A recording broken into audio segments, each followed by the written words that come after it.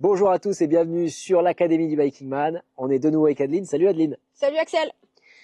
On réalise en ce moment plusieurs tutos qui vont vous aider avec Adeline pour la préparation à votre course d'ultra distance au Biking Man. Je vous invite d'ailleurs à surfer sur la chaîne, passer un petit peu de temps à aller chercher. On a abordé plein de thématiques, plusieurs sujets et n'hésitez pas d'ailleurs à réagir si vous avez des questions qui ne sont pas abordées puisque ça nous donne aussi voilà, de la matière pour pouvoir vous produire ces vidéos.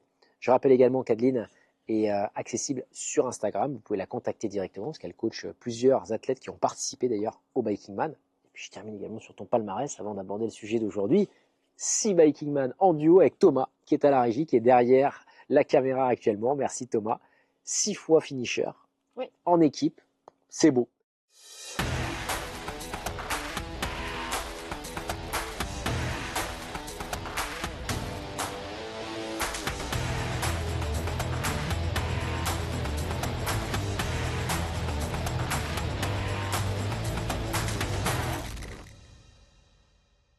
On va parler des 3 conseils de pro pour mieux grimper, pour manger les ascensions, puisque le défi du Biking Man, au-delà de la distance, c'est surtout un défi de grimpeur. C'est-à-dire qu'il y a toujours une notion de dénivelé, il y a toujours une notion d'enchaîner les cols.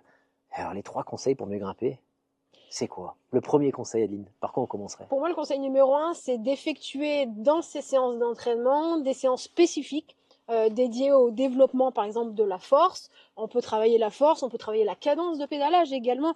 On peut faire des intervalles précis avec des puissances précises qui vont nous permettre d'être plus à l'aise lors des ascensions. Après, la cadence, je pense, c'est un point important parce que mine de rien, au fur et à mesure des jours sur un Biking Man, elle va avoir tendance à diminuer. Et alors, d'autant plus s'il y a du dénivelé et qu'il y a pas mal de cols. Donc, de venir faire des exercices de cadence à varier, en fait, finalement, 70 tours minutes, aller monter jusqu'à du 100, 110 tours minutes.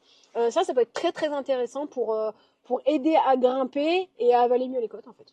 Mais est-ce que quelque part, là, par rapport à ce premier conseil que tu partages, le home trainer, ça pourrait être utile là, pour les gens pour travailler voilà, cette intensité, cette notion de cadence? Ouais, c'est très intéressant d'utiliser le home trainer pour ça, parce que du coup, ça va pas dépendre du profil de la route, en fait, et du coup, forcément, de la région dans laquelle vous vous situez. C'est vraiment intéressant, et de varier, justement, c'est ce que je venais juste de dire avant, d'utiliser des cadences plus basses pour travailler plus la force, après de venir chercher à augmenter la cadence pour s'habituer, justement, à ce que les muscles travaillent d'une manière différente. Ça peut être très intéressant, et sur le home trainer, c'est carrément possible. Ok, donc j'ai bien compris que pour ton premier conseil pour bien grimper, c'est voilà, travailler sur la variabilité de l'entraînement pendant la côte, notamment sur le home trainer. Je peux devenir meilleur grâce à ça. Oui, alors, Punaise, mais il faut que je le fasse parce que je ne l'ai jamais fait. Non, je travaille très peu d'intervalles. On se taquine avec Adeline, moi je fais surtout de l'endurance fondamentale. Je suis vieux, c'est pour ça. Je l'avais dit d'ailleurs sur les réseaux sociaux, place aux jeunes. Alors oui, en effet, tous les exercices d'intervalle peuvent être intéressants. Donc soit des intervalles de puissance où on va vraiment chercher à développer une qualité physique spécifique, soit les intervalles de cadence, mais aussi de venir travailler un petit peu cette danseuse qui va vous permettre dans les bosses finalement de limiter au niveau de la contrainte musculaire, de se sentir plus à l'aise, de faire des relances. Alors aussi par rapport au changement d'appui, ça va être très intéressant, mais c'est pas forcément le sujet. Et pour mieux grimper, je pense que la danseuse est un point important à venir travailler et à solliciter régulièrement. Pour ajouter quelque chose d'ailleurs sur les conseils que partage Adeline actuellement avec vous, il y a aussi la notion de grimper route et grimper gravel. Parce que entre un col sur de la route et un col sur le gravel, c'est pas du tout les mêmes intensités, c'est pas du tout les mêmes cadences. Et quelque part, c'est pas mal aussi de varier. Oui, c'est important de varier et de viser la spécificité. C'est-à-dire que si on s'inscrit et si vous vous inscrivez à une course gravel, il va falloir aller faire du gravel parce qu'en effet le grip est pas le même au niveau des pneus, le poids du corps, comment en fait on va venir le transférer pour justement augmenter le grip lors des ascensions, sera pas du tout la même chose non plus sur de la route ou sur du gravel. Donc oui, ça c'est des points importants à respecter, hein. Allez viser la spécificité du terrain.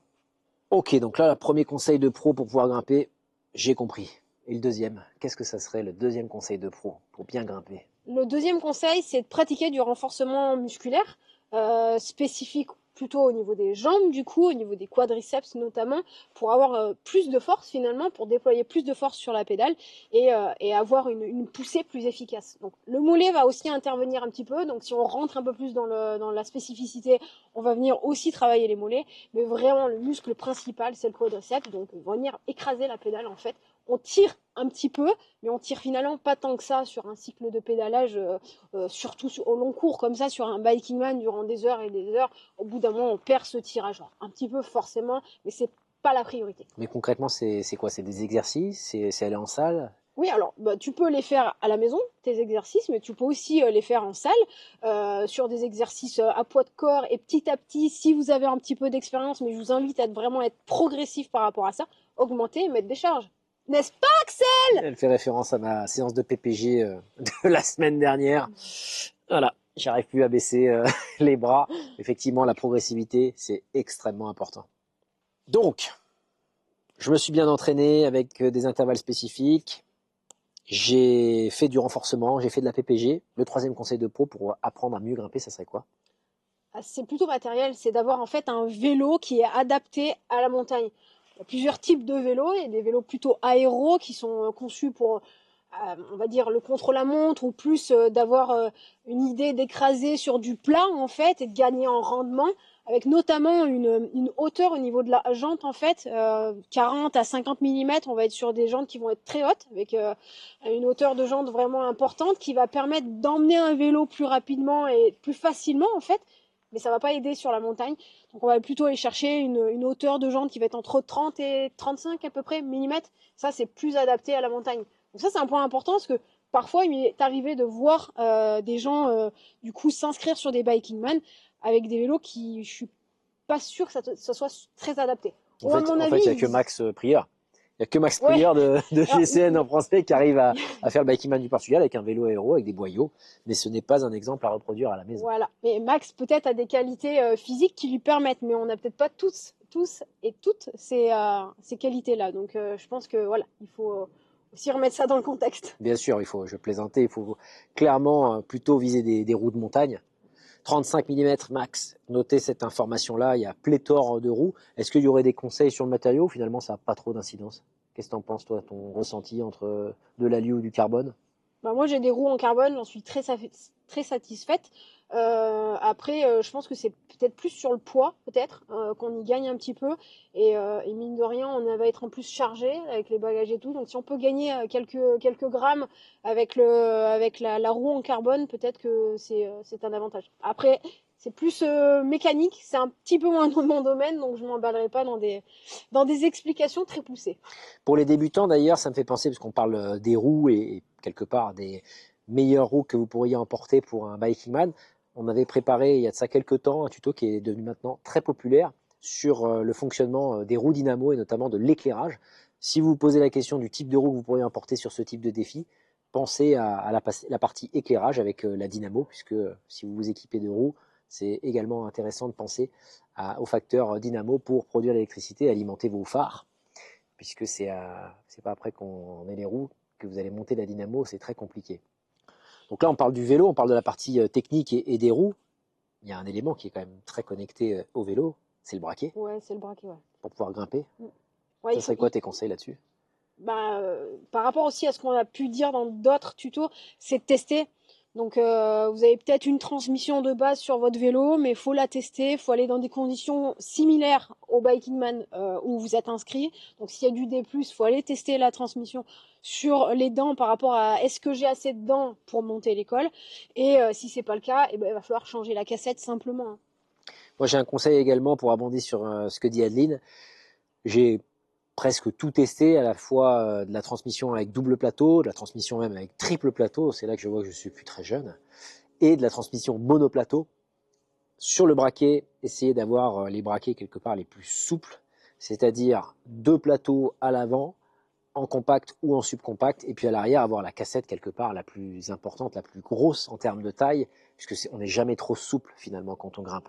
Ouais, la plus grosse que le vélo permet du coup, hein, qui est adaptable sur votre vélo parce que il me semble que tout n'est pas compatible. Oui, tout à fait. Il y a un paramètre très important à vérifier, parce qu'en fonction du groupe que vous avez, plateau avant, cassette arrière, chape de dérailleur, et également place en fonction des positionnements des haubans de votre vélo avec le passage de chaîne. Tous ces éléments-là, le mieux, on ne va pas vous répondre et vous donner exactement la transmission qu'il vous faut, c'est d'aller voir votre vélociste, d'aller voir votre mécano habituel qui pourra le mieux vous renseigner en fonction de la machine que vous avez. Mais voilà, le conseil à retenir sur le braquet, c'est bien sûr d'aller sur la cassette la plus importante pour avoir le plus de souplesse dans les bosses. C'est tout pour les 3 conseils de pro pour apprendre à mieux grimper. On espère en tout cas que vous allez grimper des bosses comme jamais, que vous allez pouvoir enchaîner et grignoter le dénivelé. Adeline, je te dis à bientôt. Salut Axel, salut à tous. Pensez à suivre Adeline sur les réseaux et n'hésitez pas à utiliser la rubrique commentaires. On se fera un plaisir d'y répondre si vous avez des questions sur ce tuto, même de manière plus large sur la partie préparation physique pour un événement d'ultra distance. À bientôt, ciao. Ciao.